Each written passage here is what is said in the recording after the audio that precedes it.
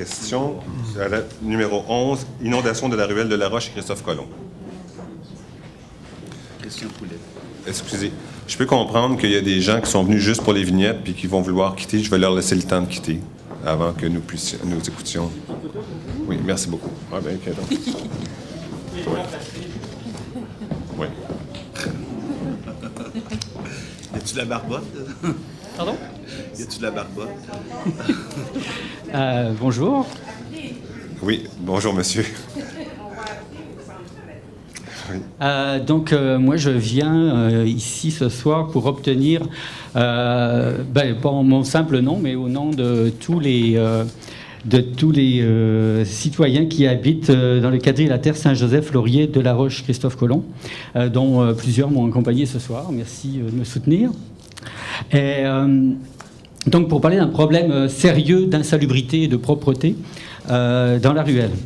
Donc la ruelle, à chaque fois qu'il pleut, la ruelle s'inonde complètement. Et c'est pas un problème de drain bouché. Est-ce que vous dites à chaque fois qu'il pleut? À chaque fois qu'il pleut.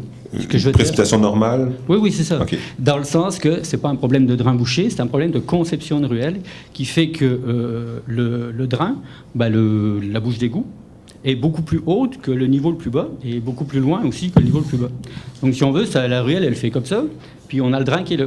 Ce qui fait qu'évidemment, on a un lac qui se crée à chaque fois qu'il tombe quoi que ce soit. Donc, c'est pas et quand on appelle le 3 à 1, évidemment, ils viennent jamais. Alors, le problème, il existe depuis toujours. Madame Marie Beauchamp, qui est là, qui habite depuis 37 ans dans la rue, a toujours vu ça. Alors, on appelle le 3 à 1, puis ils font rien. Moi, je l'ai appelé il y a 10 ans. Mon voisin, Yannick, l'a appelé il y a 11 ans. Et puis, la voisine qui a déménagé, peut-être pour ça, avait appelé aussi. Et donc, on n'a jamais rien obtenu. Mais alors, rien de rien. Zéro intervention. Et puis, beaucoup de citoyens prennent des mesures par eux-mêmes qui leur coûtent de l'argent. Donc, Marie Beauchamp est obligée de relever le niveau de sa cour, qui lui a coûté environ 5 000 $ de travaux. Mon voisin, Yannick, qui est là à côté, a été obligé de construire une digue en asphalte pour empêcher que l'eau rentre dans sa cour. Pourtant, elle rentre quand même, comme vous pouvez voir sur les photos d'une cour inondée. Ça a quand même passé au-dessus. Alors, quand on appelle le 311, dernièrement, ils m'ont transféré aux opérations rapides.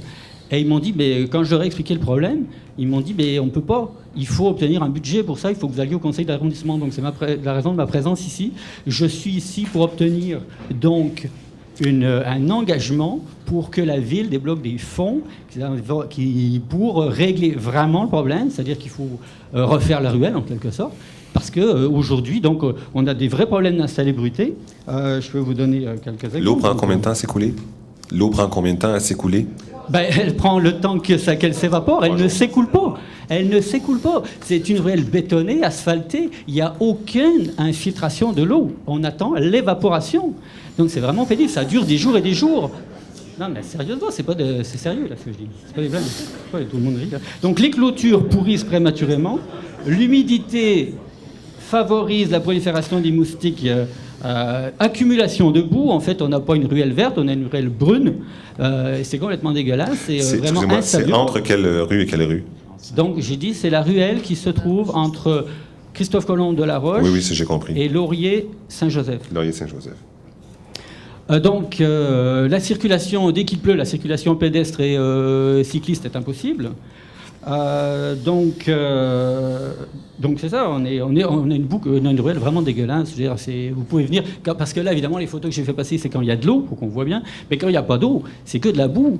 Donc c'est vraiment... et puis donc, pour les fédérations de moustiques, c'est ça. Alors, il y a un règlement municipal que j'ai relevé sur la salubrité, qui dit que sont prohibés, doivent être supprimés l'amas de débris, de matériaux, de matières gâtées ou putrides, d'excréments, j'ai passé mon temps, la présence de vermines, de rongeurs, d'insectes, etc. Ça, c'est des règlements de la ville. Donc, j'aimerais que la ville prenne les mesures pour respecter ses propres règlements et que j'ai, d'ici la fin de l'année, donc, une ruelle correcte et digne d'une ville...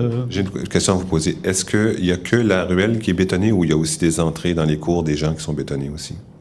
Il y a quelques cours où il y a de l'asphalte, mais en fait, c'est pas je pense qu'il y en a une. OK. Il n'y en a qu'une. Deuxième question. Est-ce que si, par exemple, la ruelle était surélevée, elle serait plus haute que les terrains des particuliers? Oui, c'est ça. C'est-à-dire qu'effectivement, non. Mais c'est quand l'eau, dès qu'elle commence à s'accumuler, au niveau le plus bas de la ruelle, là, c'est là que les terrains sont au même niveau, sauf ceux qui les ont relevés. Et là, à ce moment-là, l'eau rentre dans les cours. OK, mais si on trouve une solution pour la ruelle, puis qu'on élève le niveau de on retire le béton, donc est-ce que c'est de retirer le béton? Là, il faut retirer le béton, il faut mettre un drain plus bas, ou remettre un drain au niveau le plus bas. Si on met un drain au niveau le plus bas, c'est réglé. Oui.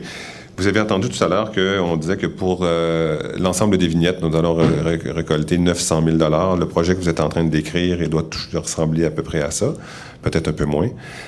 C'est pas une décision qu'on peut prendre comme ça dans un conseil d'arrondissement, d'autant plus que, si je comprends bien, il doit y avoir environ 50 citoyens qui sont de part et d'autre de la ruelle. Alors, c'est une décision difficile parce qu'elle touche aux paramètres qui la rendent difficile, peu de citoyens par rapport aux coûts, des coûts élevés, et puis une solution technique qui reste à trouver. Ceci étant dit, je vais demander d'étudier mieux la question pour vous donner une réponse définitive. Alors, je ne suis pas capable de vous répondre ici sur le champ. On va regarder, et ça va prendre plusieurs mois. Je ne serai pas capable non plus de vous répondre au prochain conseil d'arrondissement, de regarder des solutions les moins chères possibles. Est-ce que, par exemple, le seul débétonnage de la ruelle pourrait amener un effet de rétention du sol qui serait satisfaisant? Est-ce que le sol pourrait être praticable même s'il est gorgé d'eau? Toutes sortes de questions pour lesquelles je n'ai pas de réponse ici sur le conseil. En tout cas, des solutions pas coûteuses, il y en a. Je veux dire, poser un drain au niveau le plus bas, c'est quand même pas, ça coûte pas 900 000 $. Ou bien, comme vous dites... Il faut d'abord débétonner, il faut creuser, il faut installer le drain, et puis il faut recompacter, il faut remettre une surface. C'est pas 900 000 $, mais c'est pas donné. Ouais. Vous avez une augmentation du budget sur la propreté, ce serait bon de voir s'il y a pas de l'argent. Vous savez que là, vous me parlez d'une situation qui est réelle, puis qu'on va étudier en détail, qui touche 50 citoyens pour un gros montant. Alors, c'est clair que c'est pas une décision facile à prendre. Merci. Merci, monsieur.